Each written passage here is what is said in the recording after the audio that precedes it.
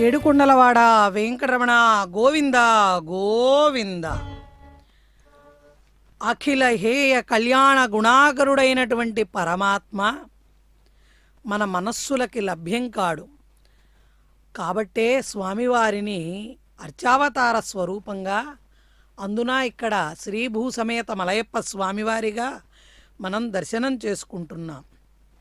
సహస్రశీర్షుడు, పరమపురుషుడు, సహస్రాక్షుడు, పరంబ్రహ్మ శబ్దవాచ్యుడు, సర్వాంతర్యామి, బ్రహ్మ రుద్ర ఇంద్ర వైశ్వానర శబ్దాదివాచ్యుడైనటువంటి శ్రీమన్నారాయణుడు అన్నిటికన్నా కూడా శృతి వాక్యాలలో విశిష్టుడుగా, ఉన్నతుడుగా, సకల దేవతలకు అధిపతిగా శ్రీమన్నారాయణ స్వరూపం భాసిల్లుతుంటే, ఆ శ్రీమన్నారాయణుడు శ్రీవేంకటేశ్వరుడై భక్తవాత్సల్యంతో భాగవతోత్తముల కోసమై తాను ఈ దివ్య తిరుమల క్షేత్రానికి పరవైకుంఠాన్ని వదిలి కలియుగ ప్రత్యక్ష వైకుంఠంగా పిలువబడేటువంటి ఈ వెంకటాచల పర్వతంపైకి స్వామివారు వేంచేసి కలియుగాంతం వరకు కూడా తాను అభీష్టప్రదుడై ప్రత్యక్షంగా ఈ కొండపైన ఉంటానని నారదాది మహర్షులతో తెలియజేశారట.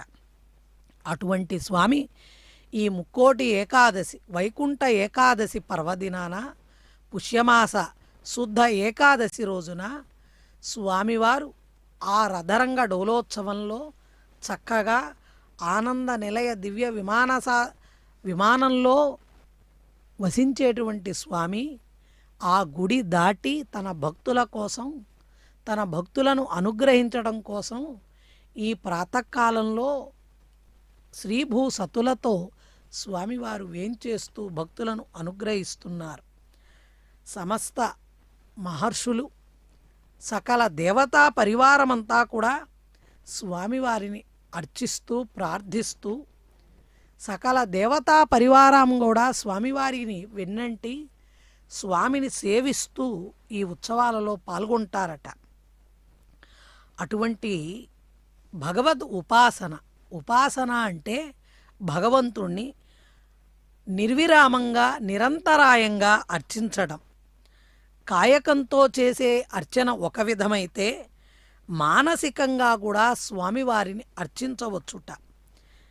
విచిత్రమైనటువంటి కరచరణాదులతో కూడినటువంటి ఈ శరీరం భగవంతుడి యొక్క సేవకే అంకితం ఎవరైతే చేస్తారో వారు స్వామి యొక్క ప్రత్యక్ష సాన్నిధ్యాన్ని పొంది అలౌకికమైనటువంటి బ్రహ్మానందాన్ని పొందగలుగుతారు. శ్రవణం కీర్తనం విష్ణోహో స్మరణం పాదసేవనం అర్చనం వందనం దాస్యం సఖ్యం ఆత్మనివేదనం అంటే ఈ చెవులతో భగవంతుడి యొక్క కథలను వినడం, కీర్తించడం, స్మరించడం, పాదసేవ చేయడం, అర్చించడం, నమస్కరించడం, దాస్యం చేయడం, స్నేహం చేయడం, ఆత్మనివేదన చేయడం, ఈ 9 రకాలైనటువంటి భక్తి మార్గాల ద్వారా ధర్మ మార్గంలో నడయాడుతూ సంసారబంధ వాసనల నుండి మనందరం కూడా విముక్తిని పొంది జనన మరణ ప్రవాహం లేని సాయుధ్య స్థితిని పొందడానికి స్వామివారు మనందరినీ అనుగ్రహించడానికి ఈ స్వర్ణరథంలో ఉభయనాంచారులతో వేంచేస్తూ అనుగ్రహిస్తున్నారు. స్వామివారు సర్వ కళ్యాణ సంపూర్ణ గుణరాశి సమాశ్రయుడై వాచామగోచరుడై సర్వజ్ఞుడై దివ్య భవ్య సౌందర్య స్వరూపంతో అర్చావతార స్వరూపంగా దివ్యాయుధాలను ధరించి దివ్యమాలలను ధరించి దివ్యాభరణ శోభితుడై దివ్య తేజో విరాజితుడై మలయప్ప స్వామిగా ఉభయనాంచారులతో ఈ స్వర్ణరథంలో స్వామివారు భక్తులను అనుగ్రహిస్తున్నారు. చూడండి, భక్తులు ఆనందోత్సాహాలతో గోవింద నామ స్మరణతో ఆనంద కర్పూర నీరాజనాలను అందజేస్తూ ఉంటే ఏడుకొండలవాడ వెంకటరమణ గోవింద గోవింద అంటూ, ఆపదముక్కులవాడ అనాథరక్షక గోవింద గోవింద అంటూ, కాపాడమంటూ కరుణించమంటూ కన్నీళ్లతో స్వామిని వేడుకుంటున్నటువంటి అనంతమైన కోటాది కోట్ల భక్త జనులందరూ ప్రత్యక్షంగా పరోక్షంగా స్వామివారి యొక్క దర్శనాన్ని పొందుతూ తరిస్తూ తపిస్తూ ఆ స్వామి కోసం స్వామిని చూసిన మరుక్షణం సంసార బాధలన్నీ కూడా పటాపంచలైపోతాయి. ఏ బాధలు మనకి గుర్తుకురావు. మరి స్వామి దర్శన మాత్రం చేత తరించేటువంటి మనం ఆ స్వామిని ఈ రథోత్సవంలో దర్శించడం ద్వారా అసలు మనకి కష్టాలన్నవి మన దరి చేరవుట. అటువంటి స్వామిని అనన్యమైనటువంటి భక్తితో మనసారా మనం గోవిందనామ స్మరణ చేయడం ద్వారా తరించవచ్చుట. ఏడుకొండలవాడ వెంకటరమణ గోవింద గోవింద అంటూ స్వామివారి యొక్క ఆ అనంతమైన అనుగ్రహాన్ని పొందిన అనుభూతితో మనందరం కూడా స్వామి పాదాలను శరణు వేడుతూ చూడండి, చక్కగా పట్టు వస్త్రాన్ని ఈ సువర్ణ రథరంగ డోలోత్సవం ముగిసింది. భక్తులందరూ ఆనందోత్సాహాలతో స్వామి సేవలో తరించామన్నటువంటి తృప్తితో సంతృప్తితో చక్కగా సంతోషంతో ధైర్యంగా స్వామి మాకున్నాడు అన్నటువంటి ఒక దీక్షతో స్వామి అనుగ్రహాన్ని మేము పొందామన్నటువంటి భావనతో అదిగో ఆదిశేషుడు ఆధిపత్యాన్ని వహించేటువంటి స్వర్ణ ఛత్రం కూడా చక్కగా గాలికి రెపరెపలాడుతూ అది కూడా ఆనందంతో స్వామివారి సేవలో తరించాను కదా అని సంతోషపడుతున్నట్లుగా మనకు దర్శనమిస్తోంది. ఆనంద నిలయ దివ్య విమాన ఛాయలాగా శోభిల్లేటువంటి ఆ సువర్ణ రథ గోపురాన్ని కూడా మనం కూడా దర్శిస్తున్నాము. చక్కగా దేవతా పరివారాన్నంతా కూడా పుష్పమాలికలతో అక్కడ అలంకారం చేశారు. ఆ తదుపరి స్వామివారికి విశేషంగా స్వామివారికి వైకుంఠ ఏకాదశి రోజున తిరుమల దివ్యక్షేత్రంలో ఎన్నో రకమైన విశేష ఉత్సవాలు నిర్వర్తించబడతాయి. చూడండి, ఆకాశంతో సమానంగా పోటీ పడుతున్న స్వామివారి స్వర్ణరథం ఆకాశం ఎంత నిర్మలమైపోయిందో, ఎంత ప్రశాంతంగా అయిపోయిందో, ఎంత పవిత్రంగా మారిపోయిందో కదా అన్నట్లుగా ప్రకృతి అంతా కూడా ప్రశాంతంగా, ప్రకృతి అంతా కూడా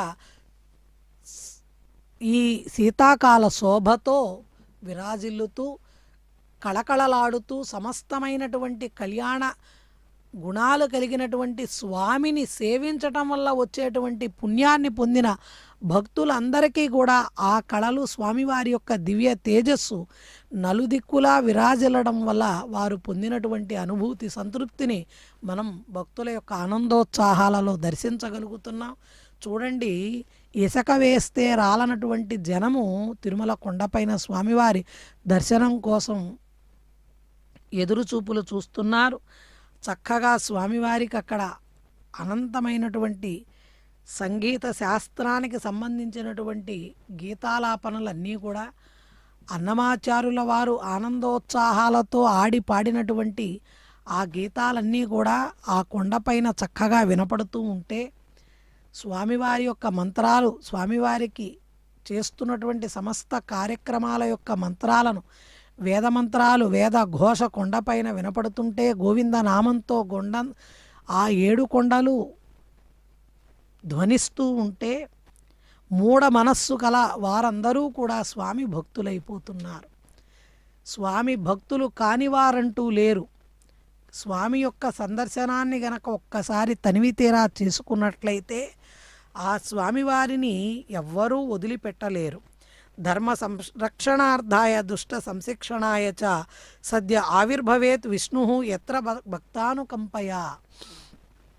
పరవ్యూహ విభవ అంతర్యామి అర్చావతార స్వరూపాత్మకమైనటువంటి శ్రీమన్నారాయణుడు అభీష్టవరప్రదుడై సమస్త భక్తజనులను అనుగ్రహించడానికి ఎన్నో ఉత్సవాలను తాను స్వీకరిస్తూ తన భక్తుల కోసం తాను నడయాడేటువంటి దివ్య తిరుమల క్షేత్రంలో కలియుగ ప్రత్యక్ష వరదాయకుడైనటువంటి శ్రీ వెంకటేశ్వర స్వామివారు ఇప్పటికీ తన భక్తులతో ప్రత్యక్షంగా మాట్లాడతారు.